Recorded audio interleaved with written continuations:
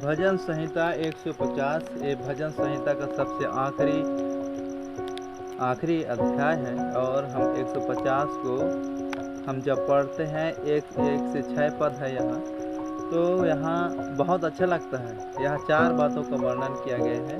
जब हम एक पद को पढ़ते हैं तो यहाँ लिखा है कहाँ स्तुति करना है, और जब 2 को पढ़ते हैं तो समझ आता है क्यों स्तुति करना है, और जब हम 3 से 5 को पढ़ते हैं तो कैसे स्तुति करना है इसके बारे में दिया है, और जब हम 6 को पढ़ते हैं तो कौन स्तुति करेगा इसके बारे में दिया गया है। तो आइए हम इसे अच्छे से पढ़ते हैं।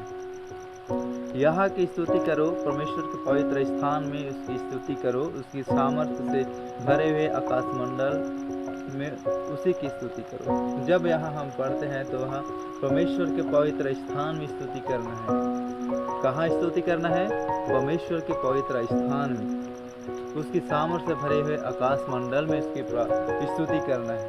पवित्र स्थान, अभी हम लोग यहाँ चर्च में हम परमेश्वर की महिमा करते हैं, तो उसी के बारे में बताया गया है कि कहाँ हम यहाँ एक जगह हम लोग सभी लोग यहाँ इकट्ठे होकर हम परमेश्वर की जिस प्रकार महिमा कर रहे हैं, उसी प्रकार ये उसी को बताया गया है कि पवित्र स्थान में परमेश्वर की महिमा करें। हालेलुया। और जब हम 2 को पढ़ते हैं, इसके पवित्र पराक्रम के कामों, परमेश्वर के काम, क्यों? परमेश्वर के कामों के कारण उसकी स्तुति करो, अत्यंत बड़ाई के अनुसार स्तुति करो। अब हम देखते हैं उसका काम क्या है।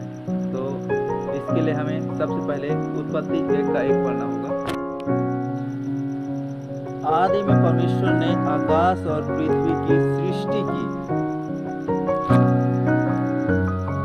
आदि में परमेश्वर ने आकाश की रचना किया है, सृष्टि की रचना किया है। हम एक काम बहुत महत्वपूर्ण है परमेश्वर का यह काम, जो अत्यंत बड़ाई के कारण है। इसके अनुसार हमें परमेश्वर की, इसलिए हमें परमेश्वर की स्तुति करना है। परमेश्वर ने काम किया और इसी दिन को परमेश्वर ने विश्राम दिन को ठहराया। इसी दिन को हमें पवित्र जानकर परमेश्वर की महिमा करना है, स्मरण करना है। इसलिए हमें परमेश्वर की स्तुति करना है।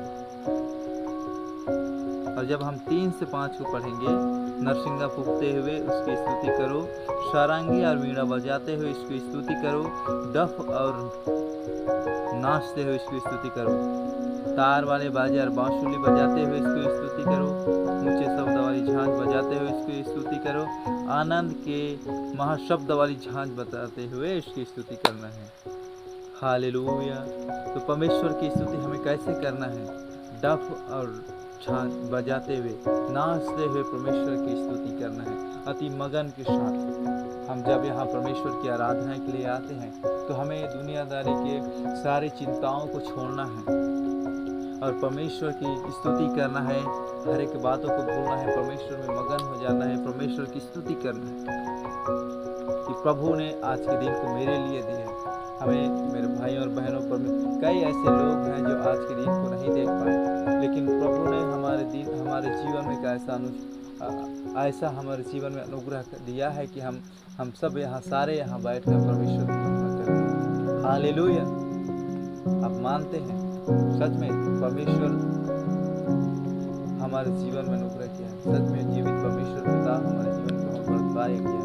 ये आज के दिन को कई लोग देख नहीं पाए, लेकिन हमारे जीवन में ऐसा समय को दिया है। तो हमें नाचते हुए ऊंचे शब्दों में हम परमेश्वर के धन्यवाद दें। प्रभु आज हमारे लिए नहीं, बल्कि हमें अपने एक को हमें बोलना कि प्रभु आज मेरे लिए आज के दिन ठहरा है, उसके लिए हमें धन्यवाद दें। और हमें नाचते हुए परमेश्वर की महिमा करनी, ऊंचे शब्द से डफली बजाते, झांझ बजाते, 10 तार वीणा बजाते, सारंगी बजाते हुए परमेश्वर की महिमा करना है। और जब हम 6 को पढ़ते हैं, जितने प्राणी हैं सब के सब यहाँ की स्तुति करो, यहाँ की स्तुति करो। कौन?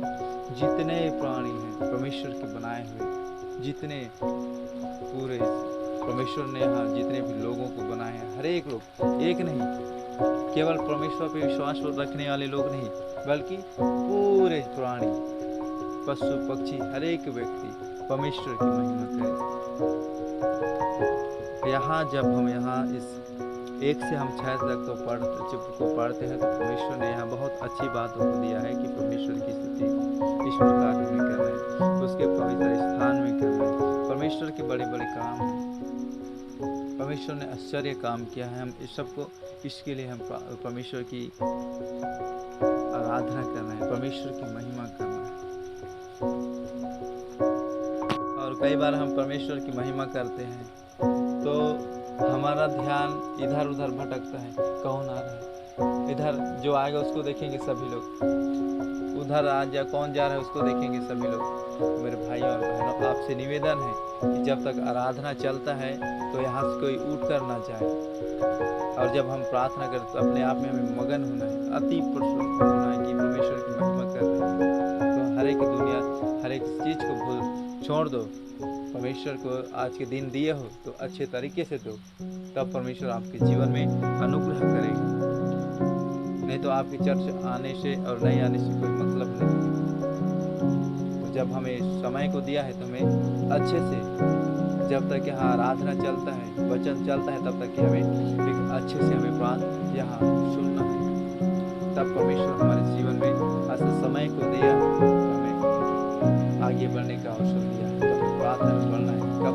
जब हम परमेश्वर के वचन को सुनेंगे, सही ढंग से हम प्रार्थना करेंगे, तब अब कई बार हमें सोचते हैं कि परमेश्वर हमारे जीवन में चंगाई नहीं दे रहा, लेकिन हम जब परमेश्वर सही रीति से हम जानते हैं, समझते हैं, अब सही रीति से हम आराधना करेंगे। आराधना में चंगाई है, आराधना में छुटकारा है, आराधना में सब कुछ है। तो हम जब सही रीति से हम आराधना प्रार्थना करते हैं, जरूर परमेश्वर हमारे जीवन में वो हर एक रुकावटों को दूर करेगा। इस वचन के अनुसार परमेश्वर आप सबको आशीष